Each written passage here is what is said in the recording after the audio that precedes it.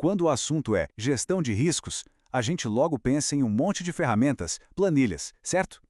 Mas, e se o passo mais importante não for nada disso? Hoje, vamos analisar a etapa fundamental que quase todo mundo ignora, mas que, no fim das contas, define o sucesso de todo o processo. A imagem que vem à cabeça é quase sempre a mesma, né? Aquelas planilhas, os gráficos, reuniões de planejamento que parecem não ter fim. É um cenário bem familiar, mas a verdade é que ele está incompleto. E claro, a estrela do show é quase sempre ela, a famosa matriz de probabilidade e impacto. Virou o grande símbolo da gestão de riscos, o lugar onde a gente classifica tudo.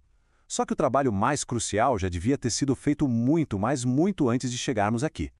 Então, o que vamos fazer é justamente desconstruir essa ideia. Vamos mostrar por que, sem um alicerce sólido, essa matriz tão conhecida pode se tornar uma ferramenta perigosamente imprecisa.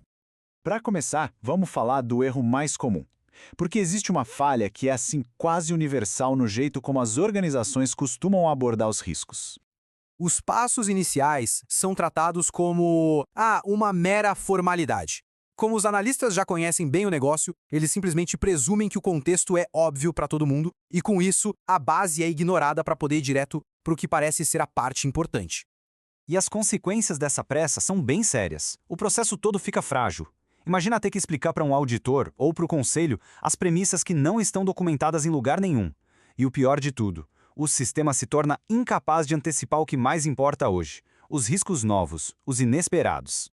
E esta citação aqui resume tudo de forma brilhante. O que para a área financeira é um risco crítico, para a de operações pode ser só um ruído. Sem um alinhamento inicial, a gestão de riscos vira uma verdadeira torre de Babel. Então, vamos à solução. A norma ISO 31000 nos dá o caminho. E ele começa com 3 palavras-chave, que são a fundação de tudo. Este é o processo completo de gestão de riscos segundo a norma ISO 31000. É um ciclo que tem comunicação, monitoramento, avaliação, tratamento. Parece que está tudo aí, certo?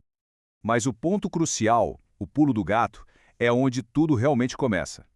E perceba, não é na identificação de riscos, é um passo antes. Na definição de escopo, contexto e critérios. Esse é o alicerce. Se ele for mal construído, todo o resto do processo fica comprometido. E para construir esse alicerce, não precisamos de nada super complexo. Basicamente, precisamos responder a 3 perguntas fundamentais de um jeito bem estruturado. As 3 perguntas são: o que estamos analisando, em qual ambiente e com quais regras? Parece simples, mas é a profundidade de cada resposta que transforma a gestão de riscos de burocracia em estratégia de verdade. A primeira pergunta é sobre o escopo.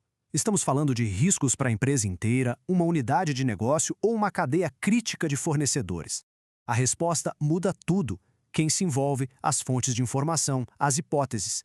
Definir essas fronteiras logo de cara evita que discussões básicas sejam reabertas a cada ciclo. É pura eficiência.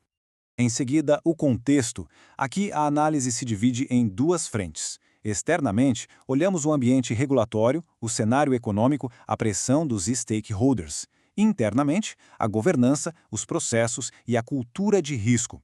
É neste ponto que a gestão de riscos se conecta com a realidade. Afinal, não adianta declarar um apetite a risco moderado no papel se a cultura da empresa recompensa o extremo oposto. E por fim, os critérios. Esta é a etapa que legitima o processo, que define as regras do jogo.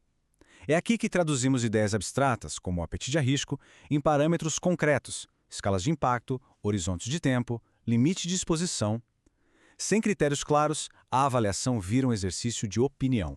Com eles, ela se torna consistente, comparável e defensável.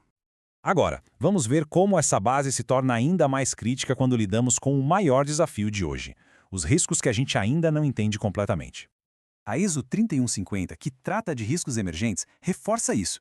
Riscos como a implementação de inteligência artificial ou a dependência de grandes plataformas de nuvem não surgem em um vácuo. O contexto deles é dinâmico, volátil e cheio de incertezas.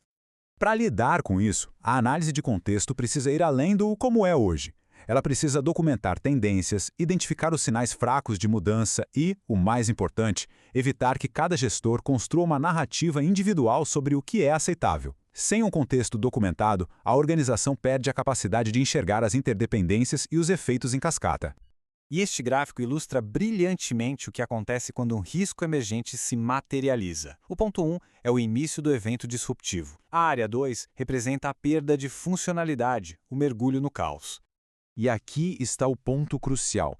A forma como a organização se recupera depende diretamente da sua preparação.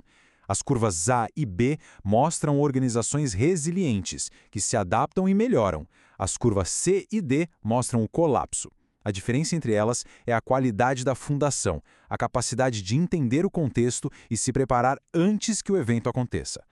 E isso nos leva à nossa conclusão, que na verdade é uma mudança de perspectiva sobre todo o processo. Muitos veem essa etapa inicial como papelada desnecessária, como burocracia que atrasa a ação real. Mas essa visão não poderia estar mais equivocada. A melhor maneira de pensar nisso é como construir o sistema operacional da gestão de riscos. É o código fundamental que vai orientar todos os outros aplicativos, a identificação, a análise e o tratamento, para que funcionem de forma integrada e estratégica. Portanto, a pergunta final não é se a matriz de risco está preenchida, mas se o sistema operacional por trás dela está robusto e pronto para o futuro. A qualidade da resposta a essa pergunta pode muito bem definir o futuro de uma organização.